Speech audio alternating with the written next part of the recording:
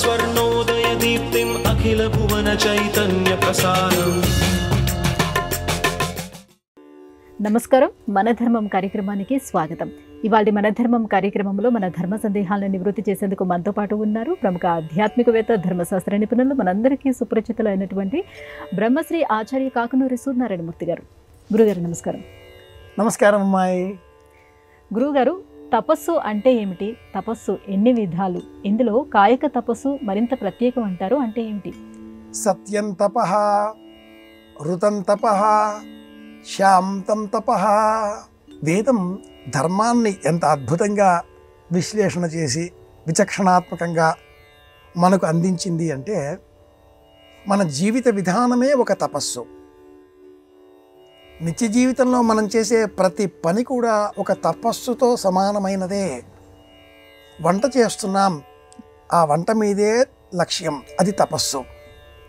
ఋతం తప, సత్యం తప, శాంతం తపో, శపస్తపోదమస్తపో, దానం తపో, యజ్ఞం తపో, భూర్భువస్వరోమితి బ్రహ్మ ఆస్యై తత్తపః.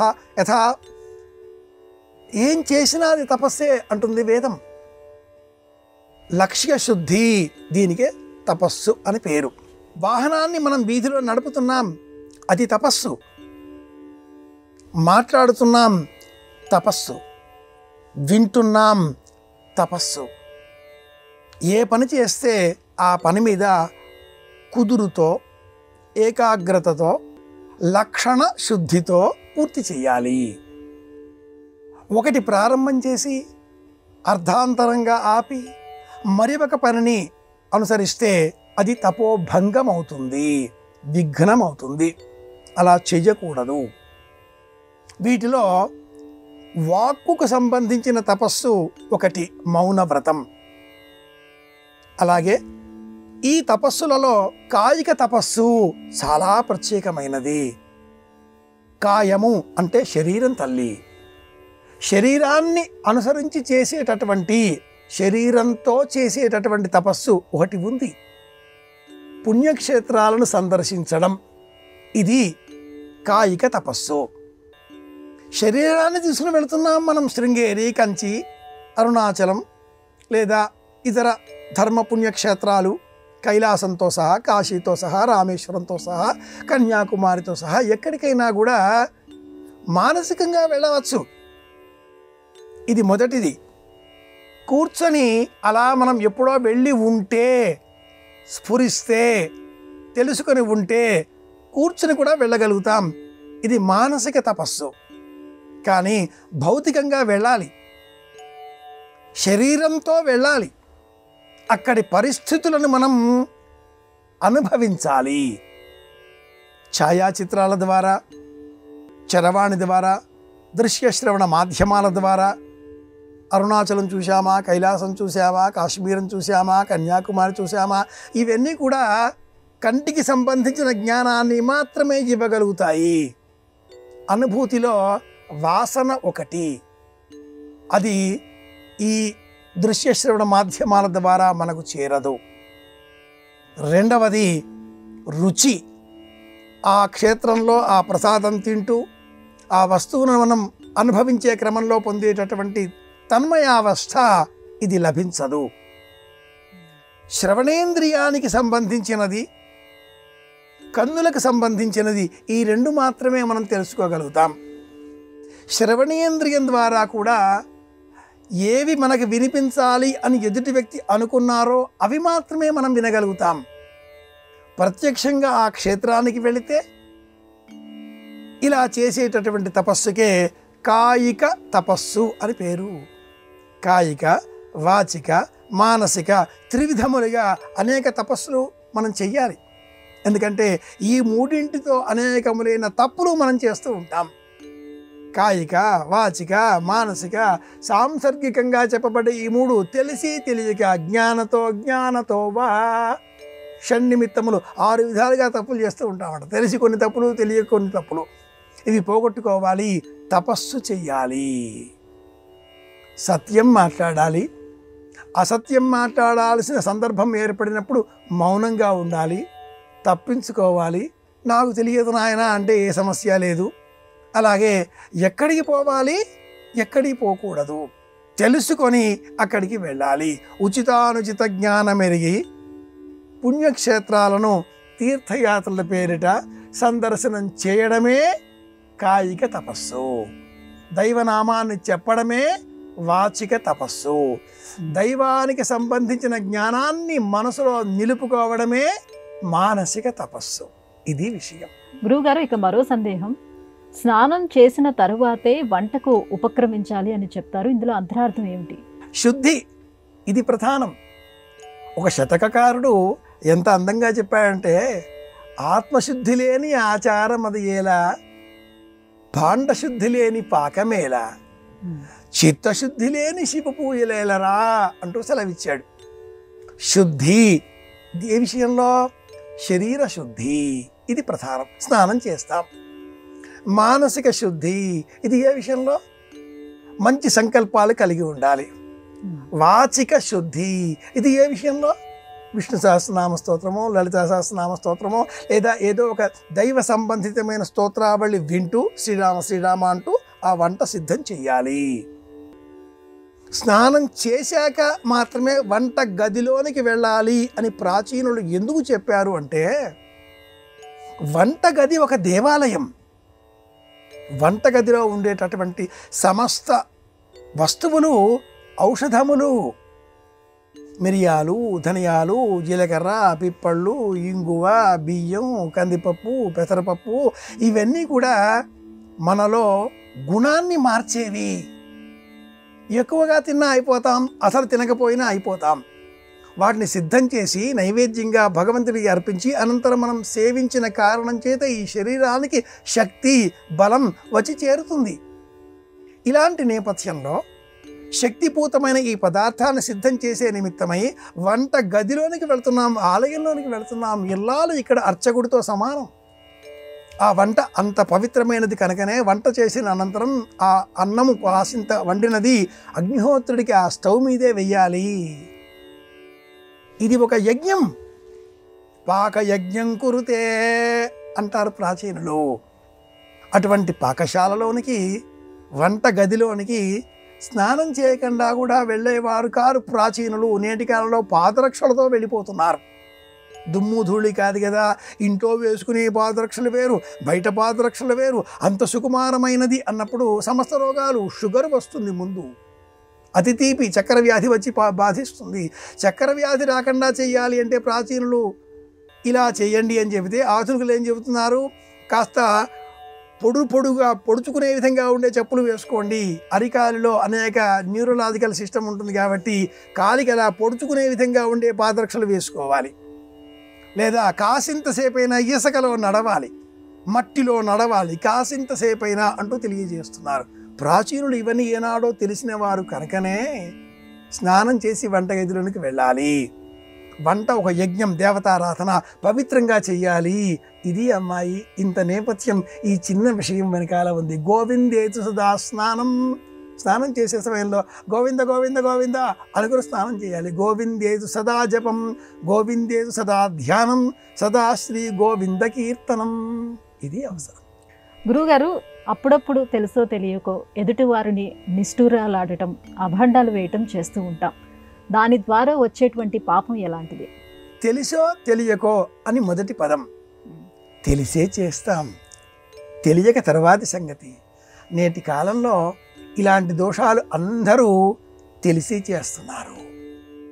అభాండములు, చెయ్యని తప్పుకు మన మీద పడేటటువంటి నేరాలు. మనం చెయ్యలేదు కానీ మన గురించి లోకానికి ఎదుటివారు చెప్పే మాట త్వరగా చేరిపోతుంది. ఎవరి పని వారు చేసుకోకుండా ఇతరుల పనిలో జోక్యం చేసుకుంటే వచ్చే ప్రమాదమే ఇది. కృష్ణుడికి కూడా ఈ నీలాపనింద తప్పలేదు. వినాయక చవితి నేపథ్యంలో ఆ వృత్తాంతాన్ని విన్నాం. మనం చెయ్యని పనికి, మనం దోషం కాని సమయంలో కూడా ఇతరులు మనపైన దోషాన్ని ఆపాదించినప్పుడు మన మనస్సుకు కలిగే బాధ వర్ణనాతీతం. అరే, అటువంటి పని నేను చేసేవాడిని కాదే. ఎలా ఈ లోకం నిజానికన్నా అబద్ధానికే పెద్దపీట వేస్తుంది.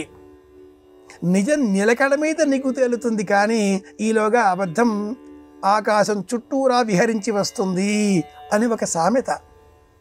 అభాండము అన్నప్పుడు మనం చెయ్యని తప్పుకు లోకం చేత మాట పడవలసి రావడం. ఇలాంటి సందర్భంలో ధర్మశాస్త్రం ఏం చెబుతుంది? అలా మనం ప్రవర్తించకూడదు, ఇది మొదటిది.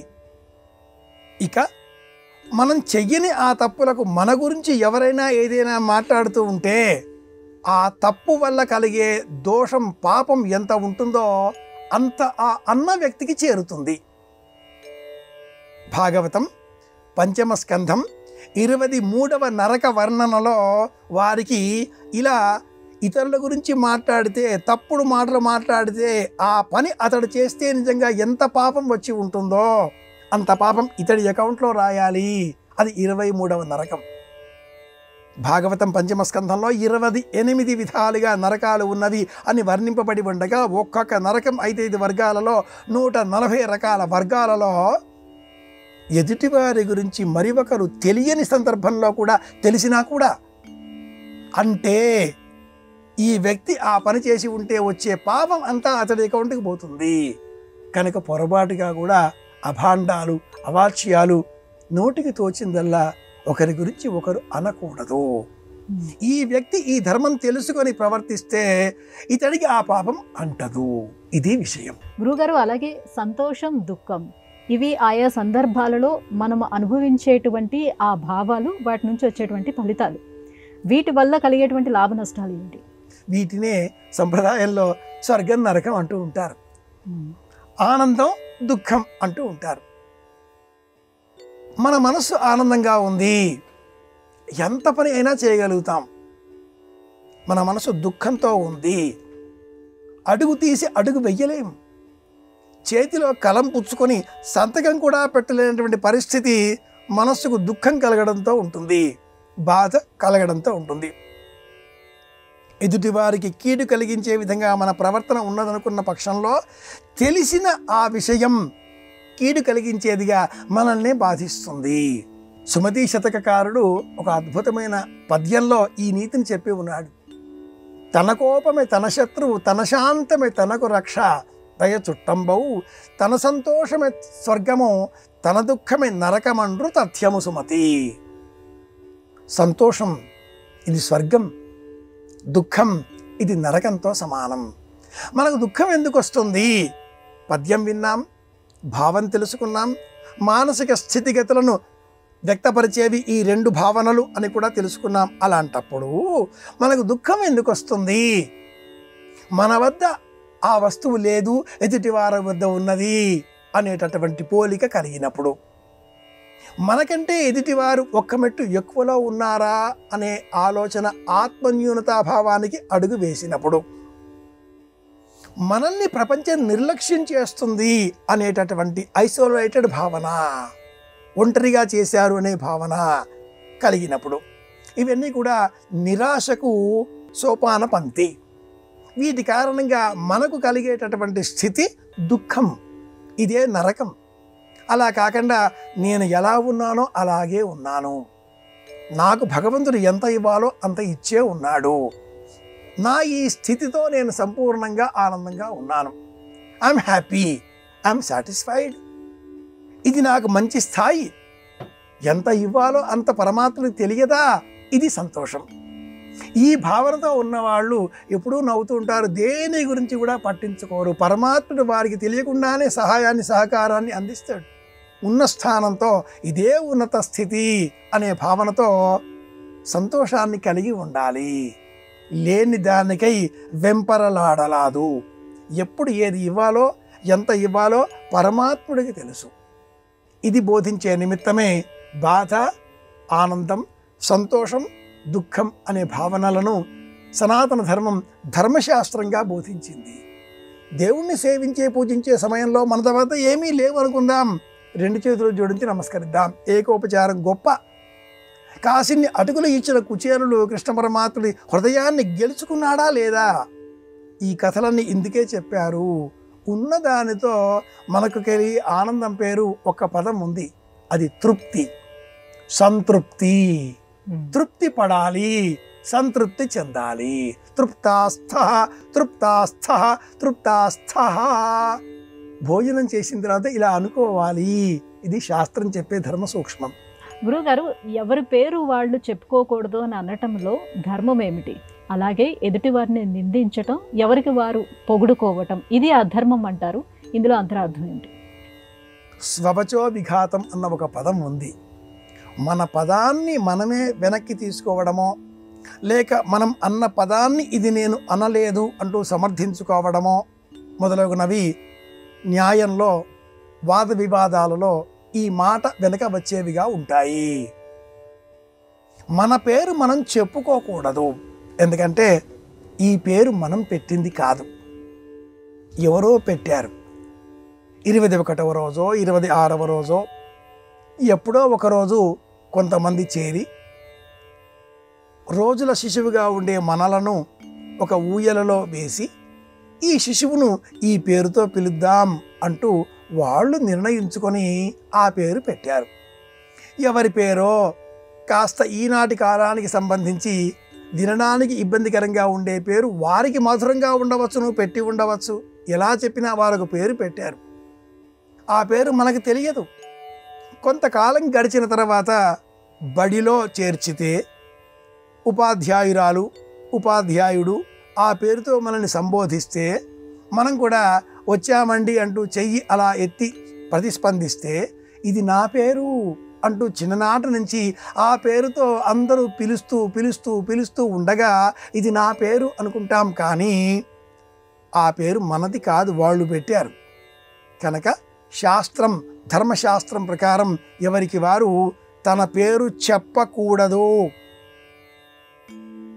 లవకుశ, కుశలవ ఆ వృత్తాంతాలలో మీ పేరేమిటి అని అడిగాడు రామచంద్రుడు. ఆ ఇద్దరు తమ పేరు చెప్పుకోవడానికి శాస్త్రం విరుద్ధం అంటూ సమాధానం చెప్పి, యుద్ధానికి వచ్చిన వారు పేరేమిటి, యుగక్షేమాలేమిటి, చదువు సంధ్యలేమిటి ఇలా ప్రశ్నిస్తారా యుద్ధం చేయక అంటూ వాదిస్తారు. పక్కన ఉండే అనుచరులు ఎవరైనా వారి పేరు చెప్పాలి. వీరు తెలియదా అంటూ వారి పేరు చెప్పాలి. ఎవరూ లేని పక్షంలో నన్ను కాకునూరి అంటారు అని చెప్పాలి. అంతేగాని నేను అని అనకూడదు. అది ఆంగ్ల సంస్కారంలో దిస్ ఈజ్ అని చెప్పే సంస్కారానికి సంబంధించినది. సనాతన భారతీయం పేరు చెప్పుకోకూడదు అంటుంది. ఇది విషయం. గురుగారు, భోజనం చేసే సమయంలో ఖచ్చితంగా కొన్ని నియమాలు పాటించాలని శాస్త్రం చెప్తుంది. ముఖ్యంగా నిలబడి భోజనం చేయకూడదు, అటు ఇటు తిరుగుతూ భోజనం చేయకూడదు అని చెప్తుంది. ఎందుకని? చాలా గౌరవంతో కూడుకున్న శక్తిని అందించే రోజువారీ కర్మలలో అత్యంత ముఖ్యమైనటువంటి కర్మ భోజనం చేయడం. శతం విహాయ భోక్తవ్యం సహస్రం స్నానమాచరేత్ అంటే ఒక శాస్త్ర ప్రమాణం, ధర్మశాస్త్ర వాక్యం ఇది. 100 మందిని అయినా విడిచిపెట్టి సకాలంలో మనం వెళ్ళి భోజనం చేయాలి. అయితే ఆ భోజనం చేయడం మనుష్యుల వలె చెయ్యాలి. వంటకం సిద్ధం చేసి ఉన్న సమయంలో అన్నం ఒక గిన్నెలో వంట చేసుకున్నాం, కుక్కర్ అనుకుందాం, ఈ రోజుల్లో సిద్ధం చేశాం. అందులో తింటామా? తినం కదా. ఒక పళ్ళెంలో వడ్డించుకుంటాం. కూర్చొని భోజనం చెయ్యాలి. మేజా బల్ల, కుర్చీలో కూర్చొని కాళ్ళు కూడా ఇలా, అమ్మాయి ఇలా కూర్చోకుండా కుర్చీలో కూర్చోవడం ఈనాటి కాలంలో తప్పనిసరి అయిపోయింది. మహాకవి శ్రీశ్రీ ఓ పద్యం చెప్పి ఉన్నాడు. కుర్చీలు విరిగిపోతే కూర్చోవడం మాననట్లు, గొప్ప కవితలను కూర్చడి శక్తి నశిస్తే చేర్చేతను ఒక ఇంత చెత్త సిరిసిరి మువ్వా ఒక శతకంలో చెప్పి ఉన్నాడు. కుర్చీలు విరిగిపోతే కూర్చోవడం మానేస్తామా? కుర్చీలో కూర్చుంటాం ఏదో రకంగా. అలా కూర్చునే సమయంలో కాలిపైన రెండవ కాలు ఇలా వేసుకోవాలి. ఈ రకంగా వేసుకుంటే అది పీట మీద కూర్చున్నట్టే, నేలపైన కూర్చున్నట్టే సమానంగా అవుతుంది. ఇలా కూర్చొని మేజా బల్లపైన ఎదరగా పళ్ళెం పెట్టుకొని వండిన ఆ గిన్నెలో నుంచి అన్నం ఇందులో వేసుకొని అందులోంచి తినాలి. నడుస్తూ తినకూడదు, నిలబడి తినకూడదు. జంతువులు మాత్రమే నిలబడి తింటాయి, పక్షులు మాత్రమే ప్రయాణిస్తూ పదార్థాన్ని స్వీకరిస్తాయి. మనం జంతువులం పక్షులం కాము కదా, ఆలోచన గల బుద్ధిజీవులం కదా, కనుక కూర్చోవాలి, కూర్చొని ఆహారాన్ని స్వీకరించాలి. అయితేనే ఆ ఆహారం సులభంగా పచనం అవుతుంది, జీర్ణం అవుతుంది. కాని పక్షంలో అజీర్ణ వ్యాధి నిలుచుని ఆ భోజనం చేసే సమయంలో పళ్ళెం చేతిలో ఉంటుంది. ఆ పళ్ళెం కూడా ఇలా వెనక ముందు అయ్యేటటువంటి సమయంలో వేళ్లతో, ముని వేళ్లతో నాజూకుగా అరచేతికి కూడా మెతుకు అంటకుండా వేళ్ల చివరలతో అదేదో సిమెంటు, ఇసుక, నీరు కలిపి తాపీ వృత్తిలో ఉండేటటువంటి వారు ఇలా దగ్గరగా చేసినట్లుగా వేసి 8వ అంకె వేసుకొని ఆ పదార్థాన్ని దగ్గరగా లాగి అలా నాల్లో గాలికలో వేసేసి నాలుకతో స్వీకరిస్తూ ఉంటారు. మహాదోషం, పాపం. ఇలా తినే తిండి శరీరానికి బలాన్ని ఇస్తుందే కానీ ఆత్మకు బలాన్ని ఇవ్వదు, మనస్సుకు బలాన్ని ఇవ్వదు. కూర్చొని శాస్త్రీయంగా లక్షణబద్ధంగా భోజనాల బల్ల మీద భోజనం చేసినా కూడా జ్ఞానం కలిగి ఉన్నది, తెలిసి ఉన్నాం కనుక ధర్మ విధానంలో ఇలా కాళ్ళు వేసుకొని కుర్చీలోనైనా సరే కూర్చొని భోజనం చెయ్యాలి. జంతువులు మాత్రమే నిలబడి భోజనం చేస్తాయి. ఇది తాత్పర్యం. గురుగారు, మేడి చెట్టుకు ప్రదక్షిణం, రావి చెట్టుకు పూజ, అలాగే వేప చెట్టును నాటడం, మామిడి పళ్ళను దానం చేయటం, ఈ 4 చేస్తే యజ్ఞం చేసిన దాంతో సమానంగా చెప్తారు. నిజమేనా? నిజమే.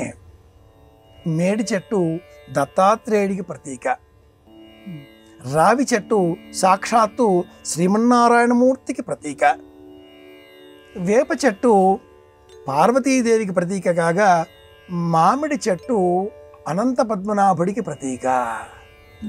అనంత పద్మనాభ వ్రతంలో వచ్చిన చదువు ఇతరులకు చెప్పకపోతే అడవిలో మామిడి చెట్టుగా జన్మించేటటువంటి వృత్తాంతాన్ని ఈ కథ తెలియజేస్తుంది. అనంతుడిని వెతుకుతూ కౌండిన్యుడు అలా వెళితే చెట్టు కనిపిస్తుంది, అది మామిడి చెట్టు. ఈ 4 ఇంట్లో పెంచుకుంటే సమస్తమైన యజ్ఞాలు చేసిన పుణ్యఫలం మనకు లభిస్తుంది అంటూ ఉపనిషత్తు బోధిస్తుంది.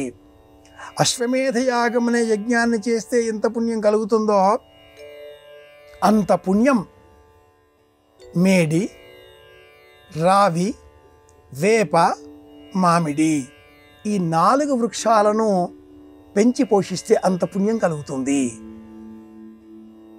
ఈ చెట్లను పెంచండి, పోషించండి అని బోధించడం కోసమే సనాతన ధర్మం ఈ చెట్లతో దైవాలకు అనుబంధాన్ని జతపరచి, దత్తాత్రేయుడి అనుగ్రహం కావాలా, మేడి చెట్టును పూజించండి.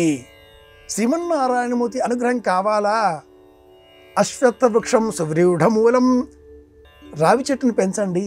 అమ్మవారి అనుగ్రహం కావాలా, వేప చెట్టు పెంచండి. శ్రీరామచంద్రమూర్తి అనుగ్రహం కావాలా, మామిడి మొక్క. ఇలా దైవనామాలను చెట్లతో అనుబంధం చేసి చెప్పిన నేపథ్యం ఇదే. ఆధునిక కాలంలో గురువులలో ఒక గురువైనటువంటి సాయినాథుడు కూడా గురువు. దైవశక్తిగా గురువునిగా మనం స్వీకరించాలి కాబట్టి ఒక గురువుగా భావన చేస్తే సదా నింబ వృక్షస్య మూలాధివాసం చెబుతూ ఉంటారు. వేప చెట్టు కింద సాయినాథుడు గురువు, గురువుగా స్వీకరించాలి. దైవం శ్రీమన్నారాయణమూర్తి, ఇంకా పరమదైవం మహేశ్వరుడు.